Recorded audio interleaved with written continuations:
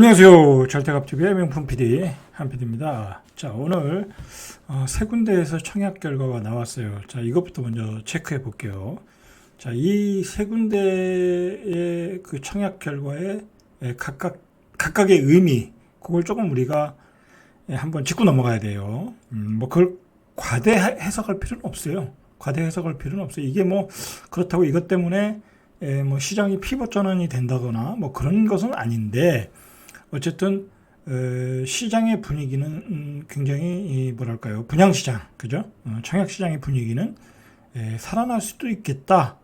특히 지방에. 그러나 우리가 명확해야 될 게 뭐냐면, 가격이 싸더라도 뭐 입지가 좀 떨어지는 곳, 뭐 그러니까 정주 요건이 잘 안 갖춰진 곳, 예를 들자면 청주에서도 청주의 테크노폴리스, 이제 그 택지지구, 뭐 그런 지역은 이렇게 정주 요건이 딱 갖추어져 있잖아요. 직주 접근도 되고, 항아리 상권도 되어 있고, 역세권이고. 그러니까 이제 적당한 분양가에 나오니까 다 완판이 됐단 말이에요. 그러나 이제 다른 아파트들, 뭐 동일하이빌 같은 데는, 동일하이빌이나 뭐 다른 데 이렇게 분양하는 데 보면, 기본적으로 어떤 정주 요건이 완벽하지 않아. 어떤 상권이 떨어진다든지 교육 환경이 떨어진다든지 아파트가 이렇게 모여 있지 않다든지, 그러다 보니까 대규모로 미분양이 나는 거야. 그 얘기는 뭐예요? 결국은 입지가 떨어져도 가격이 싸도, 입지가 떨어지는 곳에 가격이 싸도 미분양이 난다라는 거야. 그게 이제 시장이 뜨거울 때와 지금과의 차이죠. 예전에는 막 그런 것도 분양이 됐잖아요. 근데 지금 분위기는 그런 거는 안 돼. 그러나 자, 오늘 보는 쌍천동의 상무 센트럴 차이, 글쎄 여기가 제가 얼마나 좋은지는 전 모르겠어요. 제가 광주에 대해서 뭐 집중적으로 한번 파고든 적은 없어가지고. 그러나 어쨌든 여기가 뭐 정주 여건이 뭐 도심이고, 그죠? 그리고 뭐 역세권이고, 그리고 공원이 있고, 뭐 직주 접근성이 좋고, 뭐 주변이 좋고, 그러니까 입지가 좋았던 것만은 사실이고, 그 좋았기 때문에 뭐 거의 뭐 84 기준으로 이거 얼마야? 9억 2,800, 거의 10억에 가까운 돈, 전부 다 합치면 이것저것 합치면 10억인데도 1순위가 39대 1 정도, 그죠? B 스타일이 8.9대 1. 그러니까 84는 뭐 거의 다 뭐 10대 1 이상으로 나왔고, 그 다음에 125제곱미터도 이게 지금 분양가가 만만치 않아요. 이것도 바로 앞에가 제가 알기로는 비슷한 평수가 8억으로 찍힌 거로 알고 있었거든요. 자, 여기 자 보시면 여기 상무 현대 센트럴 자이 지금 8억 찍혀 있잖아요. 그죠? 그러면 이 평수가 조금 더 크더라고 하더라도 15억이면 한 16억 들어가는 거잖아요. 그죠? 이건 뭐 50 몇 평짜리고 이건 48평이니까 그런 차이가 있더라고 하더라도 15억에도 팔렸다라는 거야. 그죠? 자, 그 다음에 125C도 뭐 2대1 정도면 계약이 나올 수도 있고, 그죠? 나올 수도 있다라는 얘기야. 다만 185제곱미터, 요거는 엄청 큰 평수죠. 요거는 23억대니까 미달이야. 요건 미달이야. 그 다음에 205 타입은 또 청약이 들어왔어. 30억에. 자, 우리가 이렇게 생각하셔야 될 것 같아요. 제가 어제도 얘기했듯이 항상 어느 지역이든지 0.1%의 고급주택 수요가 있다. 이 고급주택 수요의 입지에 분양하는 곳은 완판이 되더라. 뭐 그 정도의 의미 같아요. 자, 그러면 자, 이게 84 기준으로 10억이야. 여러분, 대전에서 이 정도의 입지라고 뭐 얘기할 수는 없지만, 뭐 그나마 이제 용문동 엘리프 같은 데는 뭐 대전에서 입지가 좋다고 예상했던 지역인데도 한 7억 한 5천 정도에도 분양이 안 됐잖아요. 지금도 미분양이에요. 근데도 자, 그렇다고 하면 예를 들어서 이제 광주의 분양가가 올라가겠죠. 그죠? 뭐 여기도 올라갈 거 아니야. 이제 여기 오피스텔이구나. 여기는 아니고 이제 광주에 여기 예를 들어 여기 자 44평 10억 2,300, 그죠? 조상복합. 어쨌든 광주에 앞으로 분양하는 가격을 이것 때문에 끌어올릴 수도 있겠다. 그렇겠죠. 뭐 여기가 한 10억인데 뭐 우리는 한 7억 정도, 입지가 좋으면 7억 정도에 분양할 수 있잖아요. 7억 5천 정도에. 자, 그렇게 되면 이게 어떻게 될지 이제 우리가 그런 그 가격대에 포인트를 맞춰서 우리가 한번 다음에 분양하는 곳을 확인할 필요가 있고. 자, 그리고 두 번째로 말씀드리는 거는, 자, 이게 10억이잖아요. 그죠? 이게 10억이면 봉선동이 어제 봤듯이 한 8억 정도 하더라고요. 그러면 봉선동을 8억에 팔고 뭐 여기로 이사 와야 되겠다, 그런 수요도 있을 수 있잖아요. 그죠? 구축과 신축의 갭이 한 2억 정도이다 보니까 이렇게 분양이 됐다라고 생각을 하시면 될 것 같아요. 자, 그러나 이제 우리가 지방 아파트 이제 광역시들, 우리가 앞으로 어떻게 접근을 해야 되냐면, 자, 이건 중요한 얘기예요. 이렇게 돼서 앞으로 뭐 분양하는 아파트 다 분양을 받아야 되는 거냐? 그렇지 않아요. 그렇지 않아. 왜냐면 지방 아파트는 2030년으로 갈수록 이 수요가 급감할 수 있어. 젊은이들이 다 서울로 올라오잖아. 그죠? 젊은이들이 빠져나가는 추세잖아. 뭐 대전이건 대구건 뭐 부산이건. 요즘은 또 어떤 추세냐면 가족이 다 이주를 하는데, 옛날엔 이제 젊은이들만 이주했는데, 이제 젊은이들이 서울 가서 결혼을 할 수 있잖아. 그러면 애들 키우려고 은퇴한 부모도 다 올라간다는 거야. 자, 그 수요가 부족하다라는 거야. 수요가. 그러니까 구축이 굉장히 싸. 지금도 구축과 신축의 갭이 너무 커. 예를 들어 구축은 한 뭐 2억 5천짜리도 있는데, 준신축급은 뭐 한 6억 또는 7억, 그렇게 해. 갭이 너무 크더라는 거야. 특히 이런 입지가 괜찮은 지역에서도, 자, 여기도 보세요. 여기도 이거 얼마인가요? 사실 제가 어제 말씀드렸지만 여기보다는 여기가 더 입지가 전 좋다고 보거든요. 뭐 딱 보셔도 여기는 아파트 밀집 지역이고 상권이 좋잖아. 그죠? 더블 역세권이고. 자, 그런데 여기 33평이 얼마냐고. 그죠? 4억 5천이잖아. 4억이잖아. 전세가 얼마예요? 전세는 2억 6천이잖아. 이 가격대면은 굳이 또 이것도 살 필요도 없어. 그냥 전세 사시면 돼. 뭐 광주에 아파트 오래 가지고 있는다고 해서 가격이 이제 올라간다는 보장이 없다니까. 자, 그런 어떤 그 시세 차익의 관점에서 보면 뭐 별로 사도 먹을 게 없다. 그리고 예를 들어서 입지가 이거보다 못한, 이거는 뭐 예를 들어 최고 좋은 입지에 고급 아파트 수요가 몰렸다고 해서 가격이 올라갈 수 있다고 하더라도, 입지가 조금 뭐 떨어지는 입지에 뭐 한 6억대, 7억대 분양해서 여러분들이 시세 차익을 내기가 어려워.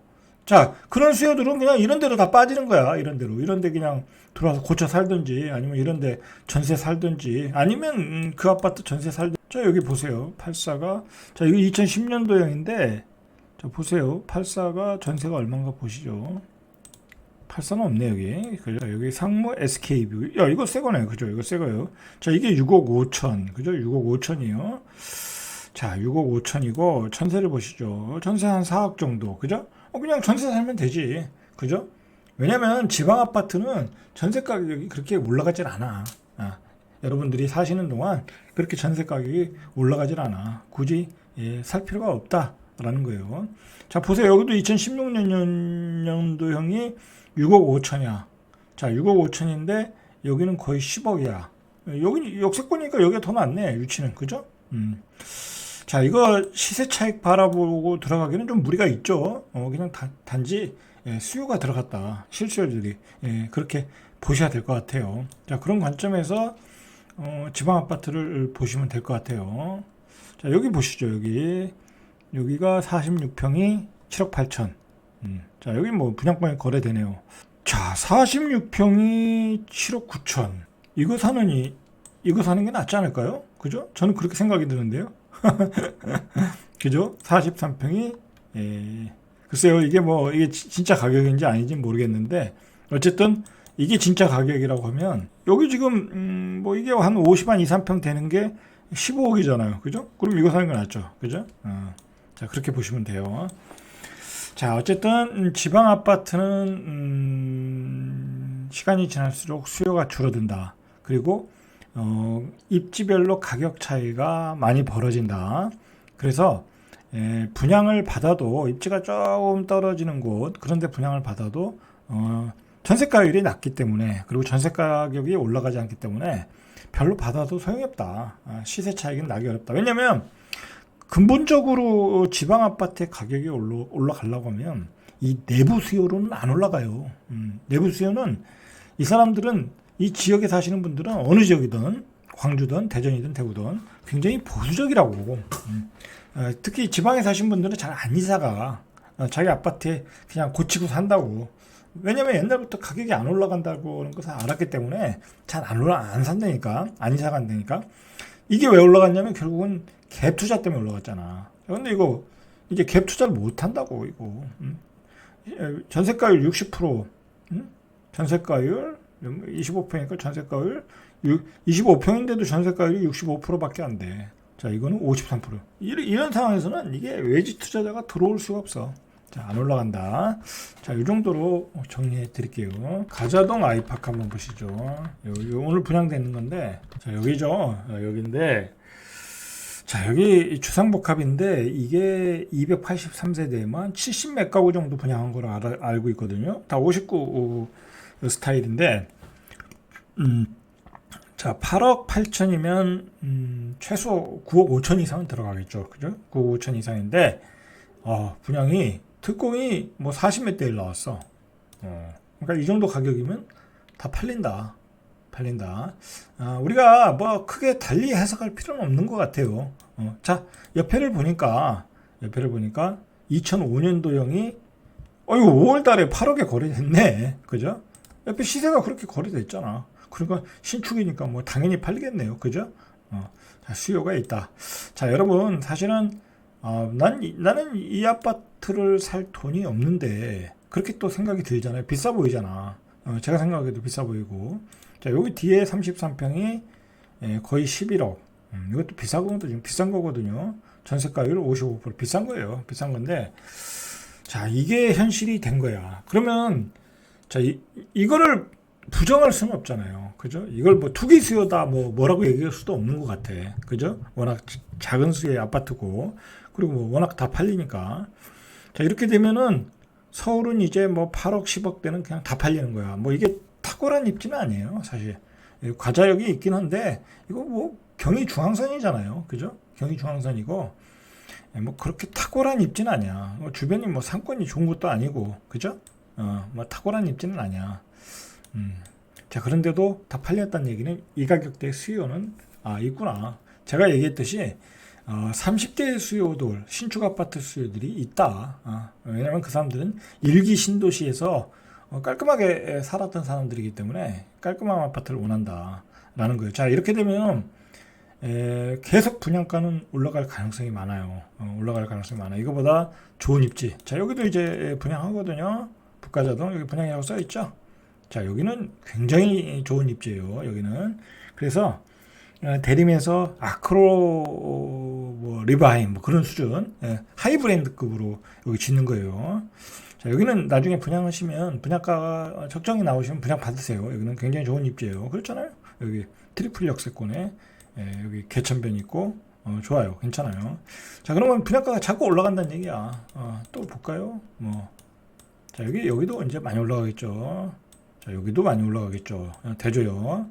이제 이 은평구가 이 재개발 재건축하는 데가 많거든요. 자, 여기도 가랜동도 여기 아직 안 떴네. 자, 여기도 하거든요. 이런 데도 분양가가 막 올라가는 거예요, 이제. 자, 여기도 이제 분양하려고 그러네. 그죠? 불광동 10번지. 그죠? 자, 이런 지역들 이제 계속 올라가는 거예요. 분양가가. 자, 그러니까 그러면 대책을 어떻게 세우셔야 되겠어요? 여러분, 방법이 없어요. 자, 이제 무슨 방법밖에 없냐면 두 가지 방법밖에 없어요. 나는 도저히 살 돈이 없다. 내가 뭐 평생 이자만 갖고 살다 집 사가지고 이자만 갖고 사는 건 싫다. 그죠? 나는 내 생활 수준을 유지하고 나는 다른 재테크로 돈을 벌겠다. 뭐 주식이 재테크도 될 수 있거든요. 야, 그러면 그렇게 가셔도 돼요. 전세 살고. 왜냐면 전세 가격은 올라가지 않거든, 잘. 그죠? 전세 가격이 현재는 한 50% 정도 되거든요. 매매 가격에. 그러면 당분간은 올라가지 않아요. 이게 뭐 한 2030년 되면 뭐 60%, 70% 될지 몰라도 당분간은 올라가지 않는다. 그러면 그때까지 그렇게 사시고, 그리고 나는 집을 사야 된다. 그러면 여러분들 오늘도 이제 제가 뒤에서 얘기하는 사전청약, 2차 사전청약 물량들이 나왔거든요. 공개가 됐거든요. 이제 그런 거 분양을 받으시든지 아니면 상지 신도시, 그죠? 상지 신도시에 여기 이제 이런데 이제 물량이 많이 나오거든요. 자, 이런데 무주택자는 많이 받을 수 있어요. 그리고 요즘은 신혼부부들이 굉장히 청약에 유리해요. 예전보다 훨씬 확률이 높아. 이 배정 물량이 많기 때문에. 그러면 그렇게 받으시면 돼. 굳이 여러분들 이런 분양가에 쫓아가셔가지고 뭐 평생 이자만 갚는 것보다는 차라리 이런데 분양가 싸게 나오는데 교통 좋고 그리고 쾌적한데 이게 훨씬 살기 좋아요. 제가 보기에는 직주 접근성이 좋고 그죠? 입주할 때 벌써 이제 뭐 GTX나 아니면 뭐 지하철이 들어와 있으면 여러분들 다니시기 훨씬 좋아. 훨씬 쾌적하거든요. 이런 데서 사시는 게 더 나아요. 더 낫다. 굳이 이렇게 도심에 이제 비싼데 분양 받으실 필요 없고. 자, 그렇게 보시면, 그렇게 여러분들이 방향을 정하시면 돼. 이제 서울에서 분양한 아파트의 분양가의 가격 추이는 흐름을 거스를 수가 없는 것 같아요. 이게 계속 인플레이션 압박이 오고 있거든요. 안 그래도 이번에 시멘트 가격이 또 올린대잖아. 아파트에 가장 많은 원자재 값 중에 시멘트가 가장 많은 부분을 차지하는데 그걸 14%또 올린대. 그럼 계속 올린다는 얘기야. 근데 제가 공부를 해보니까 시멘트 생산에 그 가장 많이 차지하는 비용 중에 하나가 뭐 유연탄인가요? 그 자재, 원자재 하고 전기더라고. 전기로 이렇게 가열을 하겠죠. 그러니까 전기값은 아직 안 올랐잖아. 더 올릴 거 아니야. 그죠? 그러면 시멘트 값은 계속 오른다는 얘기야. 그리고 유연탄 값도 계속 오를 수밖에 없고, 그죠? 우리 세계 공급망이 깨졌기 때문에 계속 오를 수밖에 없기 때문에 분양가는 계속 오른다. 라고 보시면 돼요. 자, 오늘 그 청약 결과는 이 정도까지만 하고, 자, 그 다음에 몇 개 좀.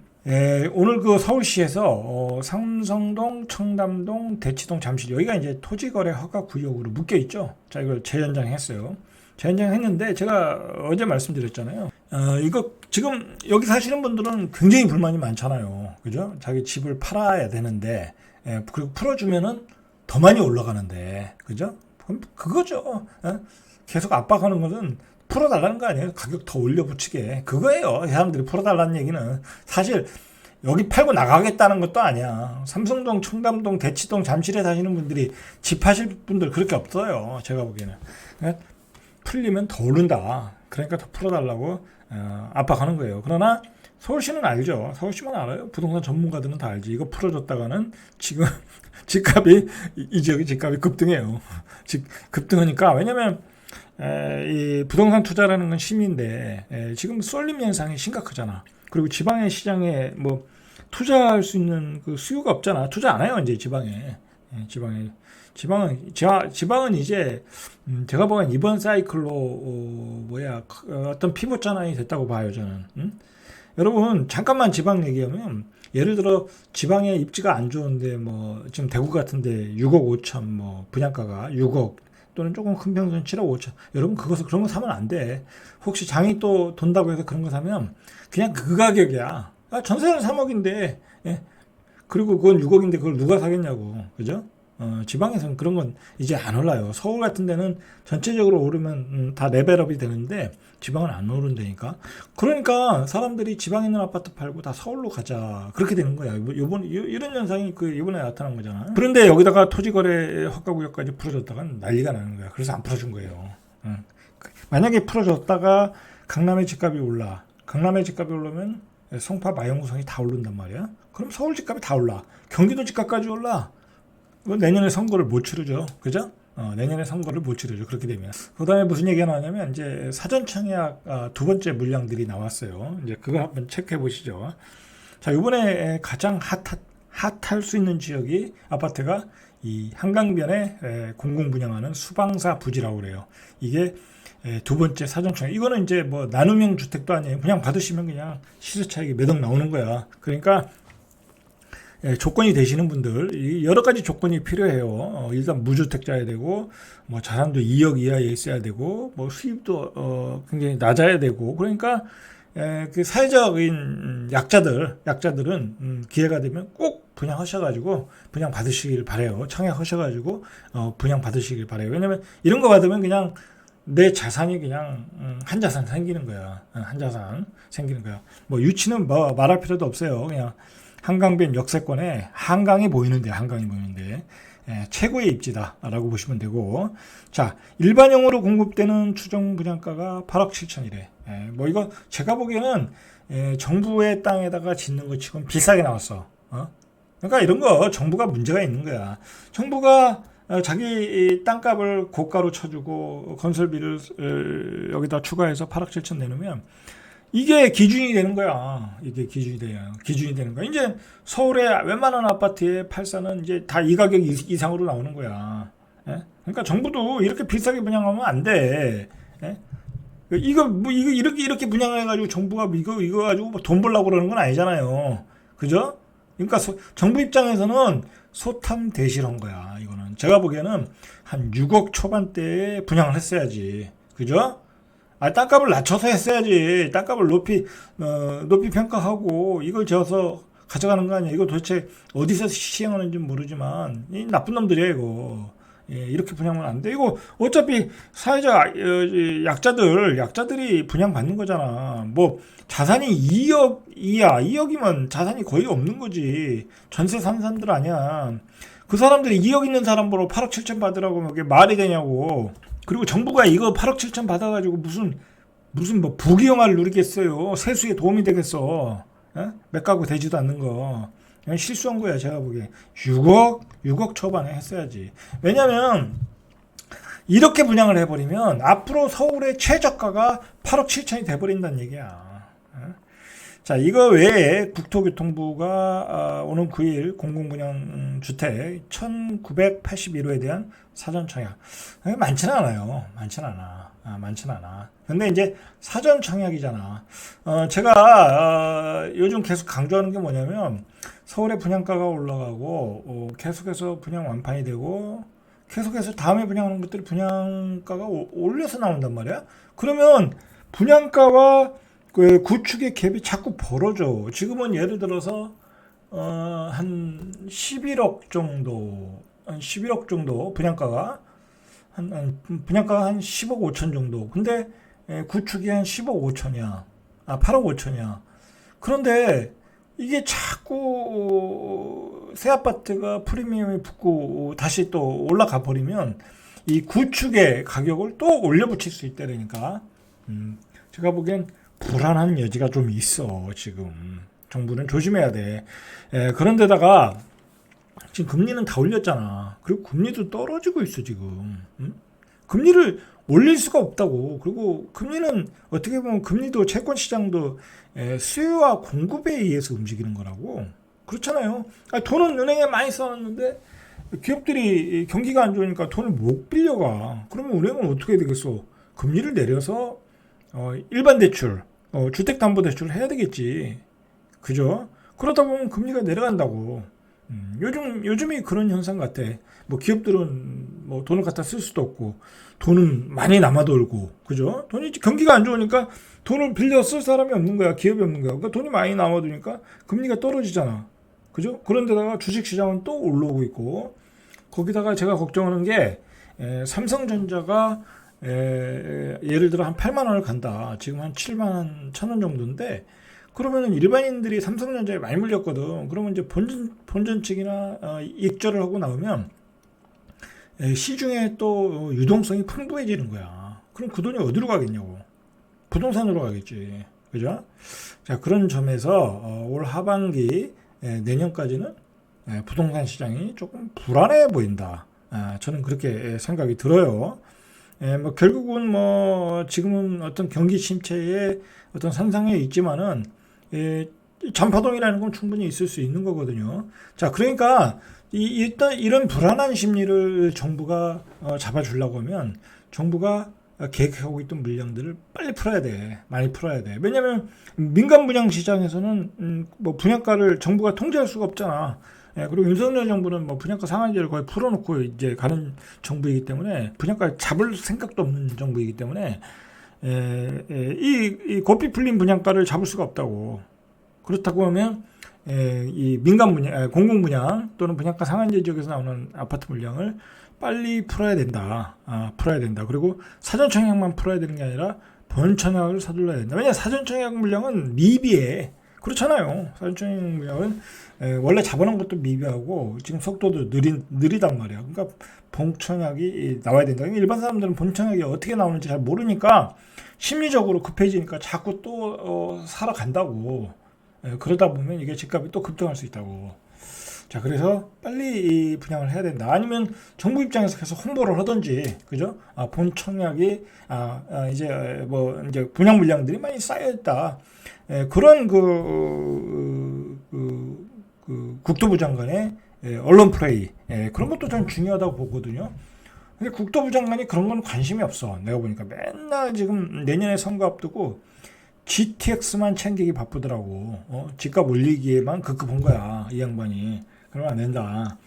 국토부 장관은 윤석열 정부를 왜 국민들이 정권을 줬냐고. 집값을 잡으라고 준 거잖아. 거품이 너무 껴서 우리의 소득으로는 집을 살 수 없다라는 거 아니야. 그죠? 여러분 10억 5천의 집을 여러분들이 지금 서울에 분양 받을 수 있겠어요? 못 받아. 못 받는다니까. 일반 샐러리맨들은 전세 5억 살고 있는데 그 5억도 다 내 돈 아니잖아. 예? 은행에서 대출 받은 게 한 2억 3억 될 거 아니야. 그러면 한 최소한 8억 7억 정도는 있어야 되는데 그 융자 내고 사시겠어요? 못 살아. 저도 못 살아요. 10억에 그거 분양받아 못 산다니까.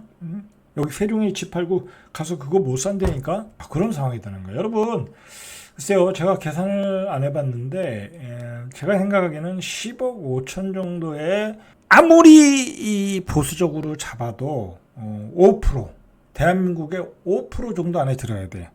조금 느슨하게 잡으면 3% 3%에서 5% 안에 들어야 돼. 그러면 자산이 한 15억 정도 되거든요. 5%면 10억 정도 될 것 같아요. 왜냐면 한 3%면 한 1%가 29억이었으니까 한 3%면 한 22억 뭐 그 정도 잡고, 그러면 5%면 한 15억 13억 될 거란 말이야. 그러니까 5%. 그러니까 서울의 아파트를 분양을 받으려면 대한민국의 5% 안에 들어야 되는 거야. 내 자산이. 이제 쉽지 않다는 얘기지. 그죠? 이제 그런 시대로 가는 거야. 그런 시대에 여러분들이 이제 전략을 짜야 돼. 전략을 짜라. 제가 아까 앞에 두 가지 얘기해 줬잖아요. 자, 그 전략은 제가 다음 시간에 한번 제 지혜를 저의 모든 그 지식을 모아서 다시 한번 방송해 드릴게요. 자, 그런 게 사실 중요한 내용이에요. 자, 사전 청약 단지가 동작구 수방사에서 255가구 작아요. 여러분 가능한 한 최대한 여기를 받으시길 바래요. 그냥 되든 말든 받으시라 이거야. 자, 남양주 이게 좀 틀려요. 이거는 이제 공공 분양이고 나머지는 뭐 나눔형인가 그래요. 남양주는 왕숙 932호, 안양매고 204호, 고덕강일 509호. 자, 일단 입지로 보면 수방사 좋고 남양주 왕숙 여기는 받지 마세요. 제가 보기엔 뭐 이거 뭐 여기까지 가서 젊은 사람들이 뭐 어떻게 출퇴근해요. 그죠? 이건 뭐 제가 보기엔 의미가 없고, 안양매고 뭐 이거 괜찮아요. 여기도 고덕강일 뭐 좋죠. 그죠? 고덕강일. 자, 요 세 군데에 집중하시고, 이런 데는 그냥 조금 이제 은퇴하신 분들 좋잖아요. 이런 데 사시기에. 그죠? 도심 매각. 그죠? 좋아요. 이런 데도. 예, 조금 그리고 이 직장에 가까우신 분들. 그죠? 여기 뭐 잠실까지는 가능할 것도 같은데 뭐 그러신 분들, 직장이 근거리에 있으신 분들만 받으시고, 뭐 투자로 들어간다거나 아니면 뭐 나는 뭐 강남으로 출퇴근해야 된다 뭐 그런 분들은 받지 마세요. 예, 이런 데는. 자, 일단 이 수방사 부지가 최고 좋고, 여기가 노량진역 1호선 9호선 노들역 9호선. 자, 여긴 나중에 제가 분석해 드릴게요. 자, 남양주 왕숙과 안양 매곡 사전 청약 물량은 시세 70% 이하로 분양하는 나눔형이다. 자, 나눔형인데 남양주 왕숙까지 들어갈 필요 없죠. 그죠?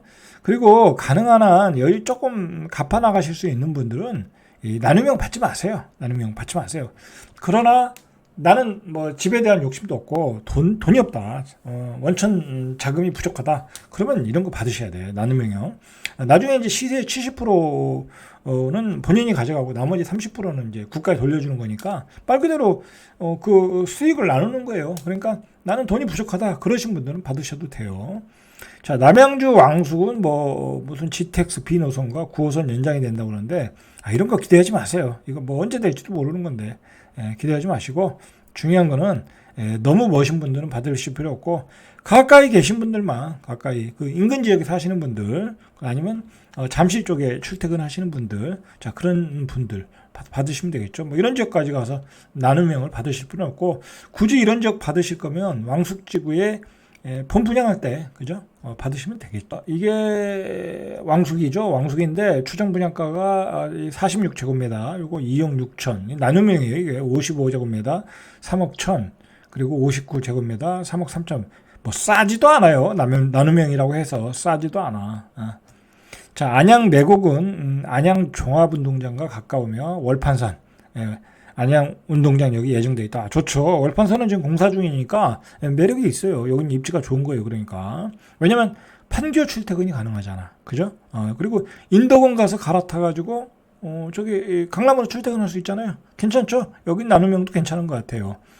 추정 분양가가 59제곱미터 4억 3천, 그죠? 74가 5억 4천. 이 정도면 뭐 괜찮다고 봐요. 열심히 받으시면 되는 거예요. 자, 이 나눔행은 아까도 말했듯이 시세 차익의 70%를 LH에 반납하시는 거예요. 그리고 돈이 없어도 살 수 있어요. 모기지 최대 5억 원 한도에서 분양가의 80%를 최장 40년 동안 고정금리 좋죠. 조건이 좋아요. 그러니까 한 20%만 있으면 모기지 장기 모기지로 사셔가지고 뭐 나중에 팔고 나오면 자산이 될 수 있겠죠. 그죠? 그러니까 돈이 없다고 뭐 나는 못 받는다 전혀 그렇지 않아요. 돈이 없어도 다 받으실 수 있어요. 자, 대한민국이 이렇게 좋아요. 대한민국이 이렇게 어떤 그 주거에 대한 어떤 여러 가지 대출제도 좋은 점이 많아요. 그죠? 그리고 이 나눔형은 전체 물량 중 80%가 특별 공급이다. 그리고 청년 15%, 신혼부부 40%, 생애 최초 25%. 그러니까 젊은이들한테 배정하는 물량이 많잖아요. 그러니까 젊은 분들은 돈이 없잖아요. 그죠? 뭐 집에서 도와줄 수 있는 사람이 없잖아요. 그러니까 이런 나눔형을 사가지고 분양 받으셔서 나중에 파시고 나중에 다시 다른 아파트 분양 받으시면 되죠. 그죠? 일종의 이제 다른 아파트로 가는 어떤 그 지렛대 역할을 하신다고 생각하셔가지고 받으시면 뭐 도움이 될 것 같네요. 자, 그 다음에 이제 고덕 강일인데 590호 정도 나오고 여기는 뭐 조그만 거네요. 이게 근데 너무 조그매. 49제곱미터면 한 20평이잖아요. 이거 신혼부부가 살기도 너무 적어. 제가 요즘 집을 보면 신혼부부들도 요즘 뭐 많잖아요. 가구도 전자제품이 얼마나 많아. TV도 어마어마하게 큰 거 쓰고 그리고 애들 장난감도 많고 적더라고요. 이건 좀 적긴 한데 뭐 두 분이 사시는 분들 뭐 요즘 애도 안 낳고 살잖아요. 그죠? 그런 분들 그냥 받으시면 되겠죠. 자, 이거 나눔형이니까 3억 1천만 원이면 싼 거잖아요. 받으시면 돼요.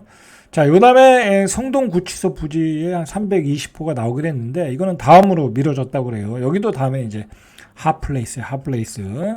자, 그 다음에 면목 행정타운도 다음으로 미뤄졌고.